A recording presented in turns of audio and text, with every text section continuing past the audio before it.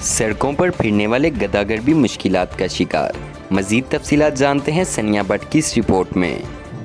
जी बिल्कुल, नए पाकिस्तान की तब्दीली के सफर में तब्दीली के नारे तो लगाते हैं, मगर इन गरीबों के मतलब नहीं सोचते जो सड़कों, चौराहों और शाहराहों पर भीख मांगते नजर आते हैं, जिनमें बच्चे, बूढ़े और जवान भी शामिल हैं। इस हवाले से जब हमने भीख मांगने वाले से बात की तो वो कहने लगे कि हम बीमार होते हैं, हमारा तो कोई काम करने वाला भी नहीं और ना ही हमें कोई काम देने को तैयार है, तो मजबूरन हम भीख मांगकर अपना गुजर बसर करते हैं और लोग हमें यूं धत्कारते हैं और यूं हकारत की नज़र से देखते हैं जैसे हम इस माशरे का हिस्सा ही ना हो।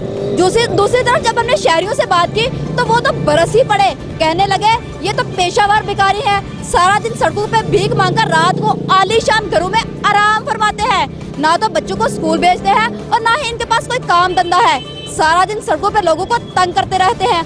आखिर सवाल ये पैदा होता है, क्या इस मुल्क का बाशिंदा होने के नाते इन्हें दूसरे लोगों की तरह जीने का कोई हक नहीं? आखिर हुकूमत इनकी तरफ तवज्जो क्यों नहीं देती? शहरियों ने भी हुकूमत वक्त से अपील की है कि इन भीख मांगने वालों के लिए कोई ठोस इक़दाम करे ताकि ये लोग भी दूसरों की तरह अपनी जिंदगी अच्छे से गुजार सके। जी।